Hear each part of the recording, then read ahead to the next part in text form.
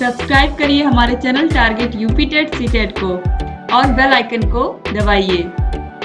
Hello friends, मैं रेनू स्वागत करती हूँ आप सभी भावी अध्यापक एवं अध्यापिकाओं का आपके अपने channel target UP TET CTET में। दोस्तों, आज की इस वीडियो में हम पढ़ने वाले हैं अपादान कारक के विषय में। अपादान कारक को हम पंचमी विभक्ति के नाम से जानते हैं, यानी कि इसमें पंचमी विभक्ति होती है। अपादान कारक में पंचमी विभक्ति होती है। दोस्तों, पंचमी विभक्ति, षष्ठी विभक्ति, सप्तमी विभक्ति के विषय में हम पढ़ेंगे। आपको पता है कि संस्कृत में 7 विभक्तियां होती हैं और कारक कितने होते हैं? 6 होते हैं। तो चलिए हम अपादान कारक के विषय में पढ़ेंगे आज। यहाँ पर सबसे पहले तो देखिए, जिस वस्तु से किसी का अलग होना पाया जाता है उसमें अपादान कारक होता है। बहुत ही इजी है।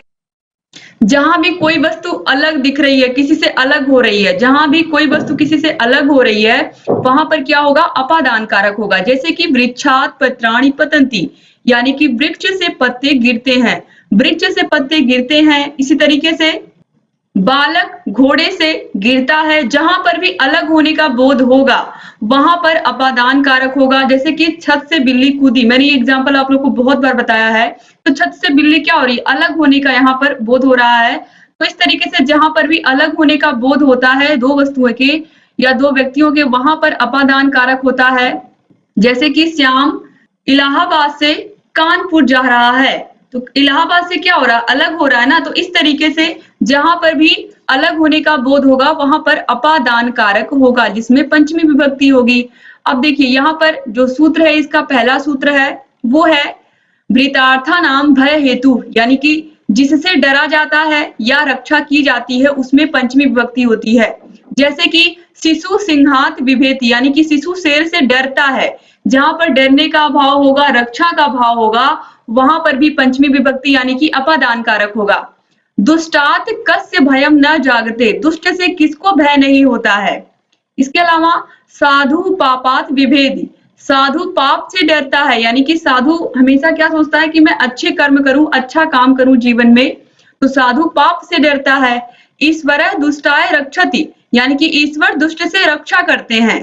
तो इस तरीके से जहां पर रक्षा का बोध होगा, जहां पर भय का बोध होगा, वहां पर क्या होगा? पंचमी विभक्ति या अपादान कारक होगा। इसके बाद देखिए, तो सेकंड रूल है, यानी कि दूसरा नियम है, जिससे नियम पूर्वक कुछ पढ़ा जाता है। जिससे नियम पूर्वक हम कुछ पढ़ रहे हैं उसमें पंचमी विभक्ति होती है। जैसे कि अहम शिक्षकात संस्कृतम पठामि, मैं शिक्षक से संस्कृत पढ़ता हूँ। इसमें क्या हो रहा है? ये काम रेगुलर हो रहा है कि मैं हाँ उस काम को कर रहा हूँ, पढ़ने जाता हूँ, उनसे पढ़ता हूँ। इसके अलावा सह उपाध्यायात व्याकरणम पठति, वह गुरु से व्याकरण पढ़ता है, वह गुरु से व्याकरण पढ़ता है। तो यहाँ पर भी क्या हो जाएगा? यहाँ पर भी पंचमी विभक्ति हो जाएगी। जहां पर कोई काम कंटिन्यू हो रहा है, यानी कि लगातार होता है। तो और कैसे होता है? नियम पूर्वक। जो पढ़ने का समय है वो क्या होगा? एक निश्चित समय पर वो बच्चा जाएगा स्कूल में, शिक्षक से पढ़ेगा या टीचर से पढ़ेगा और फिर पढ़ करके वापस आ जाएगा। जैसे कि आप स्कूल में जाते हो, कॉलेज में जाते हो, एक टाइम टेबल होता है, कहीं पर भी आप जाते हो उतनी देर आपको पढ़ने को मिलता है, फिर आप उसके बाद घर आ जाते हो वापस। तो इस तरीके से यहाँ पर जब कोई काम नियम पूर्वक होता है तो उसमें भी क्या होता है? पंचमी विभक्ति या अपादान कारक होता है। इसके बाद देखिए, अगला नियम है दिशा सूचक शब्द, यानी कि पूर्व, पश्चिम, उत्तर, दक्षिण, ये सब जहां पर दिशा वाले शब्द आएंगे। इसके अलावा प्रकृति और बहि, इन शब्दों में भी पंचमी विभक्ति होती है। जैसे कि ग्रामातः पूर्व उपवनम अस्ति, यानी कि गांव के पूर्व में, पूर्व दिशा में क्या है? बगीचा है या उपवन है या उद्यान है। दूसरा एग्जाम्पल है ग्रामात बहि सरोवर है अस्ति, गांव के बाहर क्या है? सरोवर है या फिर तालाब है। तो गांव के बाहर तालाब स्थित ना। तो ये शब्द जहां पर भी आएंगे वहां पर क्या होगी? पंचमी विभक्ति होगी। तो पूर्व, पश्चिम, उत्तर, दक्षिण, ये दिशाएं जहां पर आएंगी।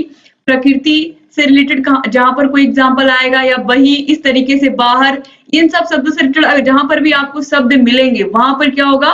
पंचमी विभक्ति अपादान कारक होगा। याद रखिएगा, पूर्व, पश्चिम, जहां पर भी दिशा की बात होगी वहां तुरंत आपको याद करना है कि पंचमी विभक्ति अपादान कारक होगा। वही शब्द जहां भी आपको दिखेगा आपको तुरंत समझ जाना है कि वहां पर क्या होगा?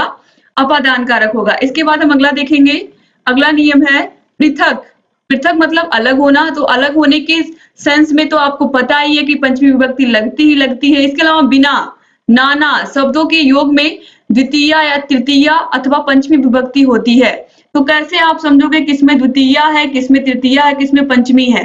बिना में, जैसे माता पुत्र के बिना जीवित नहीं रह सकती है। अब देखिए, पुत्रम पृथक जीवितम नाश्नोत, यानी कि अगर माता पुत्र के बिना जीवित नहीं रह सकती है, तो अगर पुत्रम आएगा, अगर पुत्रम आता है, ये शब्द केवल पुत्रम आता है, केवल पुत्रम अगर आता है तो क्या हो जाएगा, वहां पर पुत्रम अगर आएगा तो द्वितीय विभक्ति हो जाएगी, द्वितीय विभक्ति। अगर पुत्रेण आएगा, पुत्रेण, तो क्या हो जाएगी, तृतीय विभक्ति हो जाएगी। और अगर पुत्रात आएगा तो क्या हो जाएगी, पंचमी विभक्ति हो जाएगी। तो इसमें द्वितीय भी है, तृतीय भी है, पंचमी भी है। जिस तरीके से शब्द प्रयोग होगा उसी तरीके से यहाँ पर ये अलग अलग विभक्ति में कन्वर्ट हो जाएगा। तो इसीलिए आपको समझना है, अगर पुत्रम आएगा तो द्वितीय, पुत्रेण आएगा तो तृतीय, अगर पुत्रात आएगा तो पंचमी विभक्ति हो जाएगी। तो माता पुत्र के बिना जीवित नहीं रह सकती है, या फिर अगर पंचमी विभक्ति में कहे तो माता पुत्रात पृथक जीवितम नाश्नोत। इसके बाद देखिए अपादान कारक के कुछ और एग्जाम्पल हैं यहाँ पर, तो चलिए देखते हैं। जैसे कि गंगा हिमालयात निर्गच्छति, गंगा हिमालय से निकलती है। तो क्या हो रही है, गंगा हिमालय से क्या हो रही है, गंगा हिमालय से निकल रही है इस तरीके से। तो हिमालय से क्या हो रही है, अलग होने का बोध हो रहा है ना, तो इसलिए यहाँ पर देखिए। और वैसे भी जो अपादान कारक का चिन्ह होता है वो क्या होता है, से होता है ना। आपको पता है कि अपादान कारक का जो चिन्ह होता है वो क्या होता है, से होता है। यहाँ पर आपने देखा है इसका चिन्ह क्या है, से है, तो याद रखिएगा आप लोग। इसके बाद देखिए अगला हम देखेंगे, छात्र विद्यालयात गच्छति, छात्र विद्यालय से जा रहा है। तो विद्यालय से जा रहा है यानी कि विद्यालय से अलग होने का बोध है ना। कल फिर बच्चा स्कूल पढ़ने आएगा, लेकिन आज वो क्या हो रहा है, विद्यालय से पढ़ करके वापस जा रहा है। इसके बाद है सह आपणात आगच्छति, वह बाजार से आता है। तो आप देखिए सभी जगह पर आपको से दिख रहा है। छात्र अश्वात पतति, छात्र घोड़े से गिरता है। तो घोड़े से क्या हो रहा, अलग होने का बोध हो रहा है, तो वैसे भी अपादान कारक यानी कि पंचमी विभक्ति ही होगी। मम हस्तकात पुस्तकम अपतत, मेरे हाथ से पुस्तक गिर गई। तो मेरे हाथ से पुस्तक के अलग होने का बोध भी हो रहा है। और यहाँ पर देखिए, यहाँ पर भी से और यहाँ पर भी आपको से दिख रहा होगा। फिर देखिए शिशु प्रसादात पतति, शिशु महल से गिरता है, यहाँ पर भी आपको से दिख रहा है। तो मोस्टली जो एग्जाम्पल होते हैं पंचमी विभक्ति या अपादान कारक में, उसमें आपको स्पष्ट रूप से आसानी से आंसर मिल जाता है। इसके बाद दोस्तों अगला जो है वो है संबंध कारक। संबंध कारक यानी कि षष्ठी विभक्ति। संबंध कारक को संस्कृत में कारक नहीं माना जाता है, याद रखिएगा आप लोग। क्यों नहीं माना जाता है, क्योंकि इसका क्रिया से साक्षात संबंध नहीं होता है, साक्षात संबंध नहीं होता है। इसका मतलब है कि यहाँ पर आप देखिए जो ये एग्जाम्पल्स मैंने यहाँ पर लिखे हुए हैं, आप पंचमी विभक्ति के सारे एग्जाम्पल को ध्यान से देखिए। शिशु महल से गिरता है, गिरना क्या है, क्रिया है, ठीक है। कैसे गिर रहा है, महल से गिर रहा है। फिर यहाँ पर आप देखिए, फिर यहाँ मेरे हाथ से पुस्तक गिर गई, गिरना भी क्या है, यहाँ पर भी क्रिया ही हुई। क्या गिरी, पुस्तक गिरी। इसके बाद देखिए छात्र घोड़े से गिरता है, कहाँ से गिरता है, घोड़े से गिरता है, गिरना भी क्या हो गई, क्रिया हो गई। इसके बाद देखिए वह बाजार से आता है, कहाँ से आता है, बाजार से आता है, तो आना क्या हो गई, क्रिया हो गई। तो जितने भी एग्जाम्पल आप देखोगे, जो आप देख रहे हो, उसमें क्रिया होती है। क्रिया से साक्षात संबंध होता है जिस शब्द का, उसे ही हम क्या कहते हैं, कारक कहते हैं। तो यहाँ पर जो संबंध कारक होता है, इसमें हम एक दूसरे का संबंध बताते हैं। तो जहां पर हम संबंध बताते हैं, जहां पर कोई काम नहीं हो रहा है, कोई क्रिया नहीं हो रही है, तो उसको हम कारक कैसे मानेंगे। तो इसीलिए कारक, हम संबंध कारक को नहीं मानते हैं। लेकिन हमें षष्ठी विभक्ति तो पढ़नी पड़ेगी, विभक्तियां तो 7 होती हैं, आपको ये बात पता है, तो इसीलिए हम इसको पढ़ रहे हैं। चलिए देखते हैं। स्वामी तथा भृत्य यानी कि स्वामी और नौकर, जन तथा जनक या पुत्र या पिता, कार्य तथा कारक इत्यादि संबंध दिखाने के लिए षष्ठी विभक्ति का प्रयोग किया जाता है। इसका चिन्ह का, के, की, रा, रे, री, ना, ने, नी है। बहुतों में एक छांटने के अर्थ, जिसे छांटा जाए उसमें षष्ठी विभक्ति होती है। जैसे कि क्लास में कोई मॉनिटर बना दिया गया, क्लास में सबसे तेज बच्चा कौन है या पूरे राज्य का राजा कौन है, तो ये कोई एक व्यक्ति विशेष होता है ना। तो ऐसे, अगर ऐसे व्यक्ति की बात होगी तो उसमें भी क्या होगा, षष्ठी विभक्ति होगी। अब चलिए हम एग्जाम्पल के थ्रू इसको समझते हैं। सबसे पहला एग्जाम्पल है पुत्रः पितु स्मरति, पुत्र पिता का स्मरण करता है। तो यहाँ पर देखिए पिता का पुत्र से संबंध बताया जा रहा है, तो इसीलिए इसमें क्या हो गया, संबंध कारक हो गया। फिर देखिए श्री कृष्ण से पुत्र प्रद्युम्न आसीत्, श्री कृष्ण के पुत्र प्रद्युम्न थे। तो आप देखिए का, के, की, इस तरीके से ये आपको यहाँ पर चिन्ह भी मिल रहे हैं। और यहाँ पर देखिए संबंध किसका है? कृष्ण का किससे है? प्रद्युम्न का। कृष्ण क्या है? प्रद्युम्न के पिता। इसके बाद अयम सेवक नृपस्य अस्ति, यह राजा का सेवक है। यहाँ पर भी आप देखिए का, राजा का संबंध किससे बताया जा रहा है? सेवक से बताया जा रहा है। तो यहाँ पर भी क्या केवल संबंध बताया जा रहा है। यहाँ पर देखिए आप कोई काम हो रहा है, कृष्ण के पुत्र प्रद्युम्न थे, ये आपको पता चला। यहाँ पर श्री कृष्ण या प्रद्युम्न कोई काम आपको करते हुए इस एग्जाम्पल में दिखाई दे रहा है? नहीं। तो इसीलिए जहां पर कोई काम नहीं दिख रहा हो या फिर केवल संबंध बताया जा रहा हो तो उसमें क्या होगा? संबंध कारक होगा। जबकि कारक की परिभाषा क्या है? क्रिया से साक्षात संबंध रखने वाले शब्दों को ही हम क्या कहते हैं? कारक कहते हैं। तो यहाँ पर कहीं भी आपको वो संबंध नहीं दिख रहा है, इसीलिए संबंध कारक को हम संस्कृत में कारक नहीं मानते हैं। अब देखिए देवदत्तस्य इदम पुस्तकम अस्ति, यह पुस्तक देवदत्त की है। यहाँ पर क्या बताया? पुस्तक का संबंध देवदत्त से है और इसके अलावा और यहाँ पर कोई काम नहीं हो रहा है। फिर देखिए गंगायाः जलम पवित्रम भवति, गंगा का जल पवित्र होता है। तो यहाँ पर भी देखिए गंगा के जल की बात की गई है। यहाँ पर भी देखिए का चिन्ह आया है, की आया है, इसमें देवदत्त, यह पुस्तक देवदत्त की है इस एग्जाम्पल में। इसके बाद अगला है छात्राणाम सुयश श्रेष्ठ है, छात्रों में सुयश श्रेष्ठ है या सुयश फर्स्ट आता है। तो सुयश क्या हो गया? एक स्पेशल स्टूडेंट हो गया, एक स्पेशल छात्र हो जाता है। तो जहां पर एक स्पेशल पर्सन की बात होगी क्लास में या राज्य में तो उसमें क्या होगा? उसमें भी षष्ठी विभक्ति ही होगी। इसके बाद देखिए कुलदीप पठनस्य हेतोः वसति, कुलदीप पढ़ाई के कारण रहता है। तो जहां पर कोई कारण बताया जाए उसमें भी क्या होता है? संबंध कारक होता है। तो कुलदीप क्यों रह रहा है? पढ़ाई के कारण रहता है। तो इस तरीके से इसमें भी क्या होगी? षष्ठी विभक्ति होगी। तो हेतु शब्द जहां पर आएगा या हेतु शब्द जहां पर आएगा उसमें भी क्या होगी? षष्ठी विभक्ति होगी, याद रखिएगा आप लोग। इसके बाद अगला है अधिकरण कारक या सप्तमी विभक्ति। जिस स्थान पर या वस्तु पर कोई कार्य होता है उसे हम अधिकरण कारक कहते हैं। इसका चिन्ह में या पर है, याद रखिएगा, में, पर या फिर ऊपर भी हो सकता है। तो चलिए देखते हैं। सह वने वसति, वह कहाँ रहता है? वन में रहता है। तो स्थान क्या है रहने का? वन है। तो आप देखिए यहाँ पर स्थान का बोध हो रहा है, तो वो कहाँ रहता है? वन में। और यहाँ पर में आ रहा है, देखिए।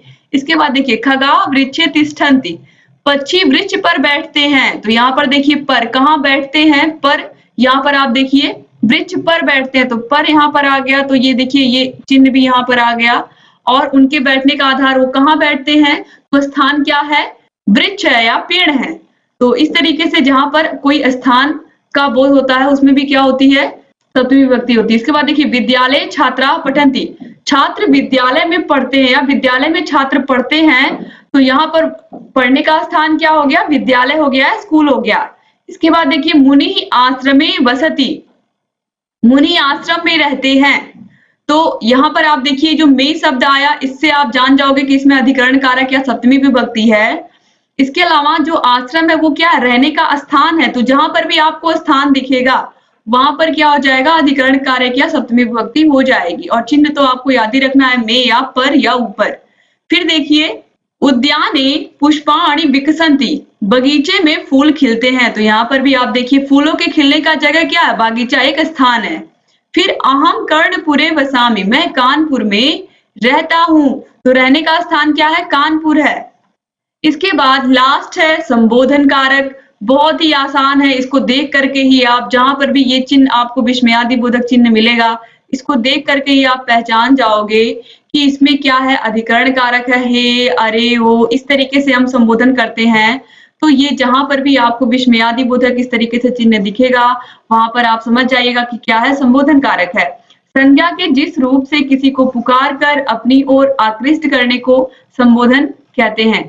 संज्ञा के जिस रूप से किसी को हम पुकार करके अपनी बात को उन तक पहुंचाते हैं या हम उनको बुला करके संबोधन करते हैं, तो वहां पर क्या हो जाता है? संबंध या संबोधन कारक हो जाता है। क्या हो जाता है? संबोधन कारक। संज्ञा के जिस रूप से किसी को पुकार कर अपनी ओर आकृष्ट करके हम संबोधन करते हैं उसे ही हम क्या कहते हैं? संबोधन कारक कहते हैं। संबोधन में प्रथमा विभक्ति होती है, यानी कि प्रथमा विभक्ति ही होती है। इस संबोधन के चिन्ह के बाद हमें प्रथमा विभक्ति ही मिलती है, इसीलिए हम संबोधन कारक को प्रथमा विभक्ति के अंतर्गत भी मानते हैं। लेकिन ये जो चिन्ह है इसकी वजह से ही हमने अलग से इसे संबोधन कारक के रूप में परिभाषित किया है। देखिए, और संबोधनवाचक शब्दों के पूर्व भी हे, अरे आदि चिन्ह लगते हैं, जैसे कि हे ईश्वर देहि मे सद्बुद्धिम, हे ईश्वर मुझे सद्बुद्धि दो, हे मित्र अत्र आगच्छ, हे मित्र इधर आओ। तो इस तरीके से जहां पर भी आपको संबोधन का चिन्ह मिलेगा या फिर आप ये कहें कि विस्मयादि बोधक चिन्ह किसी को पुकारते हुए, चाहे ईश्वर को, मित्र को, इस तरीके से जहां पर भी आपको ये चिन्ह मिलेगा वहां पर आपको समझ जाना है कि संबोधन कारक है। क्या है संबोधन? किसी को आप संबोधित कर रहे हो, बुला रहे हो। तो इस तरीके से आज यहाँ पर संबोधन कारक के बाद आपका पूरा कारक चैप्टर समाप्त हो गया। मैंने बहुत ही अच्छे से आपको सभी कारक पढ़ाए हैं। एक बार फिर से दोस्तों मैं आप लोगों को याद दिला दूं कि जो कारक चैप्टर है इसमें आपको याद रखना है संस्कृत में केवल 6 कारक होते हैं और विभक्तियां 7 होती हैं। ये बहुत महत्वपूर्ण है, जबकि हिंदी में क्या होता है 8 कारक होता है। तो आपको हिंदी नहीं, आप संस्कृत पढ़ रहे हो तो आपको दिमाग में 6 कारक ही रखने हैं, ठीक है। और संबंध कारक को हम कारक नहीं मानते हैं क्योंकि उसका क्रिया से साक्षात संबंध नहीं होता है, वो भी मैंने आपको दिखा दिया। तो उम्मीद करती हूँ कि आपको ये सभी बातें समझ में आई होंगी और ये वीडियो भी आपको पसंद आया होगा। अगर ये वीडियो अच्छा लगा है तो प्लीज अपने कॉलेज फ्रेंड्स को भी जरूर शेयर करिएगा।